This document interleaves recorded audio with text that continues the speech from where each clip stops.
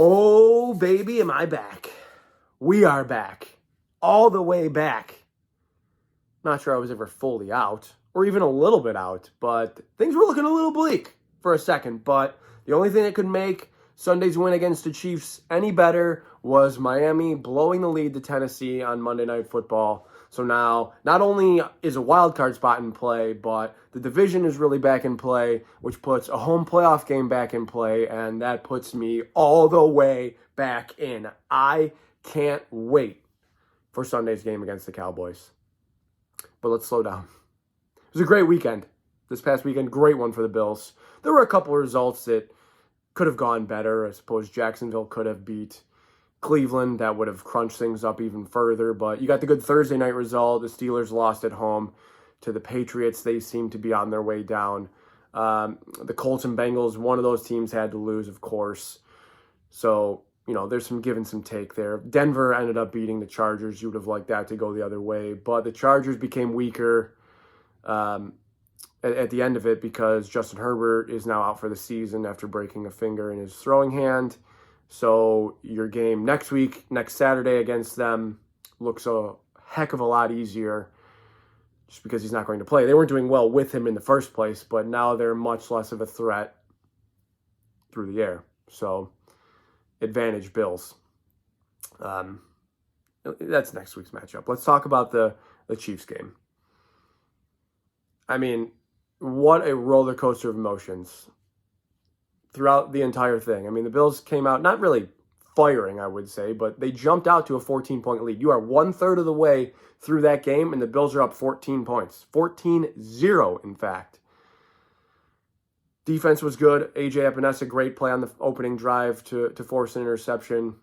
They continued to be good really throughout the game. They only allowed 17 points, and they stood up when it mattered most. So I was very impressed with the defensive effort on Sunday. The offense, as I kind of just said, nice 14-point jump. It's kind of amazing that they held on by only scoring 6 points the rest of the way. I mean, that's the kind of thing where if it's, it's 14-0 in that point, and you ask your buddies there, would you take the Bills finishing with 20? You're like, God, no. Or what's the percent chance they lose if they only score 20 points? You'd probably be like, I don't know, 90? Over 90? This is still the Chiefs we're talking about. And you just feel like they're going to awaken from their slumber at some point. And they did on a couple of drives. But defense on both sides was a pretty common theme there. They were strong on both sides for much of the second half. The Bills extended the lead to 17-7 with a field goal coming out of halftime. The Chiefs answered right back with a 75-yard touchdown drive. So that's back-to-back Chiefs drives. They ended the first half with one to make it 14-7. They started the second half with one at 17-14. You're like, okay, game on.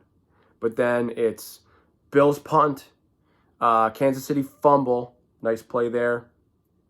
Even though the Bills did nothing with it on the ensuing possession, like they went backwards. Josh took a sack. They went 3 and out. So the Bills went 3 and out. Then the Kansas City fumble. Bills 3 and out again. Kansas City ties it. It's starting to just feel inevitable at this point, isn't it?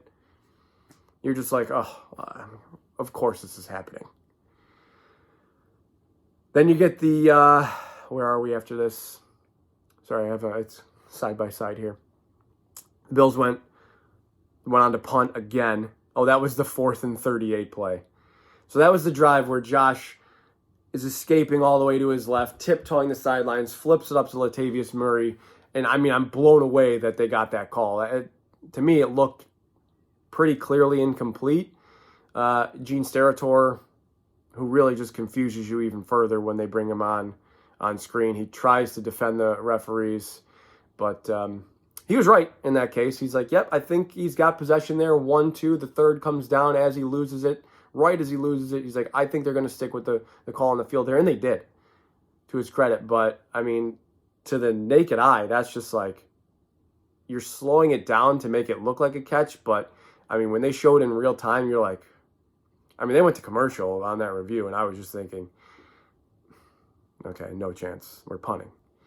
But the Bills got the first down. They didn't do anything with it, though. They went way backwards way backwards following that. They ended up in 3rd and 27, and they punted on 4th and 38.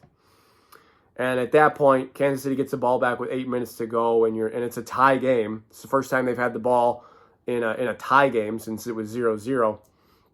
And, you don't want to think too negatively in these situations, but it just felt like Kansas City was going to take the lead there. And, you would get the ball back with 4 or 5 minutes to go. But fortunately, a quick 3 and out. It was like a 3-yard play to CEH and then incomplete, and bang, the Bills get the ball back with 5 minutes left or something, 6 minutes left, 6 and change.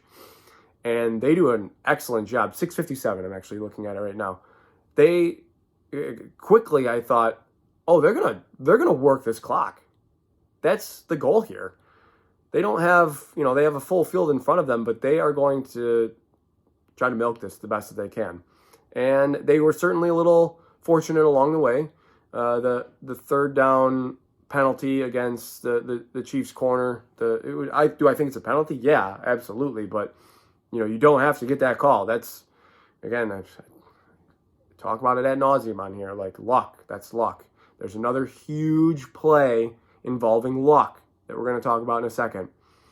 But, that penalty is in the hands of the official. He has to call it. He might not. Fortunately, the route that was being run there was nobody else near him, and it was right towards the official, the back judge there, the back side judge, whatever that guy's position title officially is. And that's all he could see. So he threw the flag, automatic first down for the Bills. What I was disappointed with was the way they handled the 2-minute drill, I guess. They got that penalty. There was like 2:12 on the clock. After that, the clock stopped. Chiefs still had 2 timeouts because of the failed challenge on the Murray play that we just talked about. And they run a screen pass to Diggs. And high percentage completion. Like, should they just handed it off? Yeah, probably. But, you're just expecting Diggs to make that play. It wasn't the first screen that Diggs actually dropped in the game. They ran one earlier, I think it was in the 3rd quarter, and maybe Diggs dropped this one on purpose, but, Allen snapped throw out to Diggs, and he kind of just, maybe he just chucked it into the ground on purpose because he was going for -2 yards, probably. And I even remember Diggs after the play being like, no, that was not there. Like, just... And it's frustrating that this is like the only way, not the only way, but like the best way that they're finding Diggs. The Chiefs have done a great job against him. Every time we play them, L'Jarius Sneed is up to the challenge. They do a great job taking him away. And the Bills did not have, 6 for 70 to pass, 6 receptions for 70 yards to receivers on Sunday. It was like Diggs, I have it right here actually. Diggs had like 4 for 27. Is that right? 4 for 24. James Cook was the leading receiver, 5 for 83. He was outstanding. Khalil Shakir, 1 for 12. Sherfield, 1 for 9. And then Deontay Hardy, the 3rd down catch of the game. Did not have Deontay Hardy on my bingo board for catch of the game, but he made it. 1 for 25. Gabriel Davis, another 0 for 0. That is the most, he's the most hit or miss player that I can, it's certainly in recent memory that I can ever think of that the Bills have really ever had in the time that I've been watching them at least. But yeah, it's a struggle. It was a struggle. Going back to the play, the first down play, it took 3 seconds. Then they try a deep ball down the sideline to Kincaid, and it's a nice throw, but it's just beyond his reach. And this is like the overtime play from Philly the week before, 2 weeks before, because of the bye week in between. Davis just runs right past the corner, the defensive back, safety maybe it was. He has a touchdown, and Josh is getting pressure from the middle. But if Josh sees that sooner, the pressure isn't going to stop him from just lobbing it up there to Gabe. It didn't against Philly. He is just going to flip that up there, and it's a touchdown. And granted, that might change the way the Chiefs play a little bit on the ensuing possession, because then they know they need a touchdown. So, I don't want to domino effect this, but it might have had an impact on the end result of the game. Because they would have went up 24-17 right before the 2-minute warning. I don't know, I guess the Bills still kicked the field goal right about the 2-minute warning, right? Like at 1:57 maybe. So, and they were only up 3. And who would you rather be right then and there? What were you thinking? Would you, I mean, to be honest with you, I was probably thinking I would rather be Kansas City 75% of the time, just because it feels like they're certainly going to tie it, and they really could have taken the lead. But luckily, don't take it offensive. Bills fans, don't take it offensive. Opposing football fans, don't take offense to luck when luck happens. The Bills got lucky by Kadarius Toney lining up offsides, which is obviously the correct call.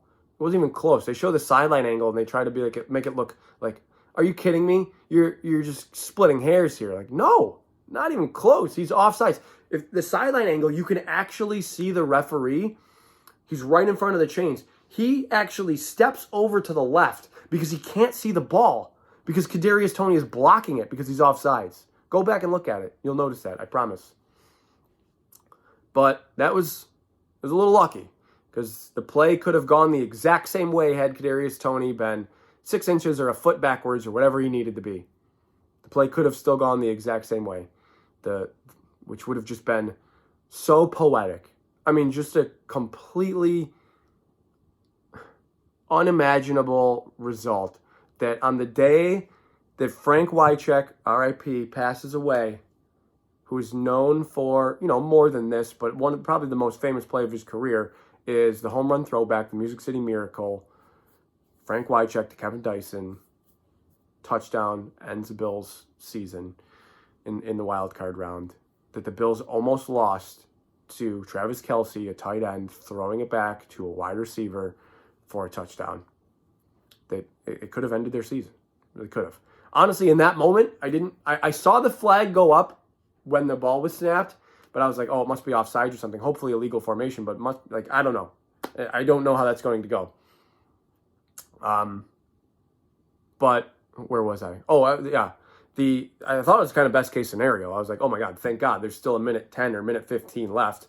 Like, the Bills have some timeouts. Josh can do this, even though he had been struggling throughout much of the second half, throughout 2/3 of the game, really. In that moment, I'm thinking best case scenario. When they finally announce the penalty, it's offsides. You hear offsides, and in that moment, you're like, and then he says offense, and you're like, offsides on the offense. No way. And they are calling that more this year. I mean, Patrick Mahomes had this completely irrational reaction to it.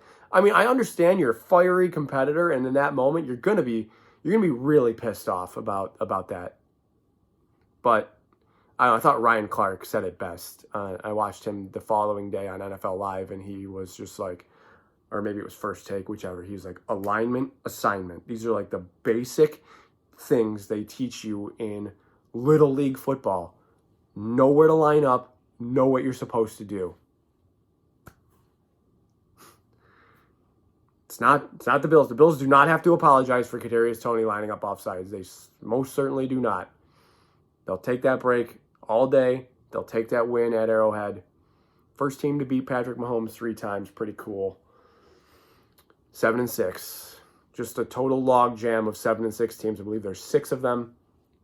They still have to play each other a little bit. There's some games in there against each other. So, here we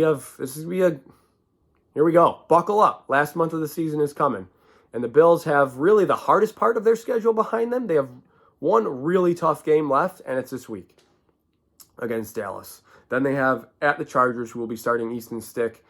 Patriots at home. I know they lost to the Patriots earlier this year, but come on. You have to beat the Patriots at home. And then hopefully, that game at Miami in Week 18, that could be for the division. In which case, I would expect it to get flexed to the Sunday night game. I don't think there's any doubt about it. But it starts with Dallas this week. Again, I said this against Philly. If there's any game that's maybe the most droppable, it would be this one. I think a 10-7 Bills team. I don't have the playoff machine in front of me, but a 10-7 Bills team with 5 conference losses. This wouldn't count as one, obviously, because Dallas is in the NFC. With 5 conference losses, probably still has a chance to get in. Maybe even like a 50-50 coin flip chance, But if the Bills win out, I mean, they're in. They're going to make it. And they have 2 home games The fact that this Dallas game is at home, that's what I wanted to say. The fact that this Dallas game is at home is advantageous to the Bills. Dallas really hasn't been on the road much lately. 4 of their last 5 games have been home games. Dallas has done some beating up of some bad teams, but not most recently. They beat Philly at home. I mean, they clobbered Philly at home. And they got into a shootout with Seattle, who I don't think is really that good, but it was a shootout and they came out on top. So they are scoring points at an electric rate. They are not really allowing too many with the exception of that Seattle game. I'm looking back in their 5-game win streak here. Points allowed, 17, 10, 10, 35, 13. Really the best team in there is Philly, and they only scored 13, and their only touchdown was a fumble recovery by Jalen Carter. But there's bad teams in there, okay? It's the Giants. It is Carolina. That's the only road game in the last 5 weeks. Since, November 5th, that's over a month, they've been on the road 1 time, and it was at Carolina, who is the worst team in the league, based on record. 45-10 at home against Washington on Thanksgiving, just a beatdown. The following Thursday against Seattle, like I said, and then this past week on Sunday Night Football against Philly. Sorry to recap that multiple times there for you. But looking back before their bye week, here's the teams that they beat. The Giants, the Jets, the Patriots, the Chargers, the Rams. The Rams are decent, sure. That game was at home as well. Their only wins on the road this year are at Carolina and at the Chargers. And at the Giants. They lost to San Francisco, very respectable road loss. They got hammered in that game. They only had 8 first downs in that game. Just clobbered. And then they had that weird week 3 loss to Arizona. But they've changed their identity, I guess, since then. I don't really like that term, but they have unlocked CeeDee Lamb. I mean, they've unlocked Dak Prescott and CeeDee Lamb. That tandem has been second to none over the past, since their bye week, for sure. They came out of there with firing. I would know especially because I traded CeeDee Lamb in a Dynasty Fantasy Football League for Devontae Adams and Dallas Goedert. Because Lamb has a better longer-term projection, but I thought maybe, just maybe, Devontae Adams could get traded, have new scenery. He's still pretty awesome, I think. Goddard, I needed a tight end. So I gave up Lamb, and Lamb has just gone off every single week. Super frustrating, especially in a Dynasty League, because you'll probably never see him again. Anyway, that is matchup priority number 1 for the Bills, Prescott and Lamb. They obviously have other threats. Brandon Cooks has been better lately. He was invisible for the first 2 months of the season. He's been better lately. Had one, super good game against the Giants at home. But he scored in 3 games out of their 5-game win streak. And he's been a threat, for sure. Jake Ferguson, flourishing in the tight end position. Of course, Toney Pollard in the running game as well. He's really just averaging 4.1 yards per carry. He's only got 5 touchdowns. He's a threat through the air as well. I just think a lot of people expected a bigger season from him, and maybe that's a fantasy football player in me speaking. But I guess I just thought he'd be better. I like Rigo Dowdle too as a backup, but they sort of seem almost, I don't know, this maybe a Cowboys fan will watch this and tell me I'm crazy. They feel a little interchangeable. I feel like you're not getting too much more out of one than the other. Like, it's not really noticeable when one is in the game versus the other. I guess that's what I'm trying to say. But this passing game lately, Dak's in this 5-game win streak, 15 touchdowns, 1 pick. He's launched himself, just totally catapulted himself into the MVP conversation. So that's what you're dealing with on offense. On defense, you know what you're dealing with. It's Micah Parsons. And that is defensive or offensive matchup, I guess, for the Bills. For the Bills offense, matchup number 1. That is like the type of player to me that Spencer Brown tends to struggle with, and everybody struggles with Micah Parsons. So I'm a little bit nervous about it, for sure. That guy is a complete freak. I'm sure I probably have seen somebody like him, but like the speed, the power, the finesse, just what a combination. Like the type of pass rusher any team would just love to have, and he's in his prime. He's 24 years old or something like that. Leads them in sacks, 12.5. Leads them in quarterback hits, 27. in 13 games. So Josh is going to get hit. There's a really good chance Josh is going to get hit. Lawrence is still there on the other side. I think Hankins in the middle is a bit of a loss for them. Maybe the Bills can sort of take advantage of that in the running game. Like I said, James Cook has come on for them, over the past however many months. Really, I think fans have just wanted to see more of him all season. It's like, hey, more James Cook, please, more James Cook. Because, I say this with all due respect to Latavius Murray and the career he's built himself, but it really doesn't make too much sense to me when he goes in the game. If you want to spell, Cook, the Ty Johnson thing makes sense. Like, oh, Cook needs a breather. Let's go to Ty Johnson, somebody who is really a threat to, a little bit faster, and a threat to catch the ball out of the backfield. Or if you elevate Leonard Fournette for that fact, like he caught a ton of passes in Tampa Bay. Maybe that was just because of the type of quarterback Tom Brady is. But, that's neither here nor there. He's not even playing at this point. It's just, it sounds mean when I say Murray doesn't make sense to me. It sounds mean. I don't mean it that way, if that makes sense. But anyway, Dallas's defense. I think there might be some weakness up the middle. Because on the outsides, they're very good. Deron Bland, Gilmore, of course. Stephon Gilmore coming back to Buffalo. He missed practice today with an illness. I assume he's going to be okay. Hankins, I don't think is going to play. Malik Hooker is looking very questionable at best. He hasn't practiced all week yet either. But I'm just gonna assume that Gilmore is going to be out there along with Bland, who we've all heard enough about this year, setting the pick six record. They're talented. Maybe the weakness is up the middle. Maybe that makes it a Dalton Kincaid type of game, or running post patterns or slants, or James Cook up the middle. Anything like that, or Latavius Murray up the middle. Sure, maybe it'll work. If you're looking at it on paper, you might favor Dallas just because of the way they've been playing lately. But the Bills haven't won back-to-back games since weeks 3 and 4, and that just feels like it's got to stop sometime. They pick up a big road win last week, and I admit I have said this on these videos before. I don't typically love teams coming off of huge emotional roller coaster wins like the Chiefs game just was, but when you're coming back home and the Bills have a sense of desperation to them, and I just don't think Dallas is going to win out. They've put together a nice 5-game win streak, don't get me wrong, and I think they're good. There's a very good chance they win a playoff game this year. Even if they don't win the division, that might even be preferable to them, because then they just get to go stomp on whomever wins the NFC South. Again, that's what they did last year too. They stomped out Tampa Bay. So that's probably, the division is still in play for them, don't get me wrong, but it feels like I said this last week, like a fine letdown spot for them. They haven't been on the road much lately. They're going on the road. They're outside. They haven't really played much outside since, or at least in colder temperatures, since Philly, November 5th. And I don't even remember, was it rainy that game? I think it was a little bit rainy. Might get some rain in Buffalo on Sunday as well. Looks like the temperature's going to be okay, but you might get some rain towards kickoff.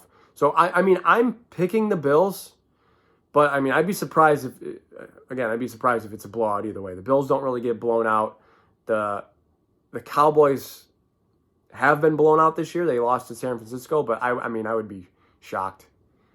I could see it coming down to final possessions again, just kind of another one of those clenching your teeth type of games as it gets later on. But I'm going to pick the Bills. Bills over Cowboys.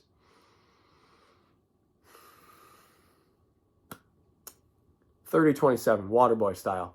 30-27, that's what it's going to be. So, guys, thanks for coming this far in the video.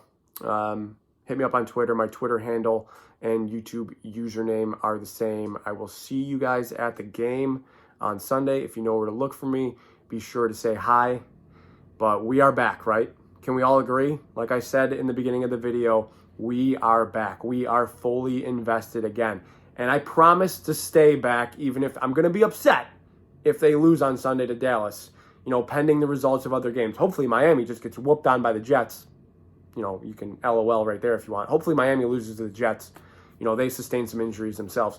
Hopefully that happens, and then we can really be amped up for the Cowboy game. But anyway, Enjoy your weekend. As always, above all else, go Bills.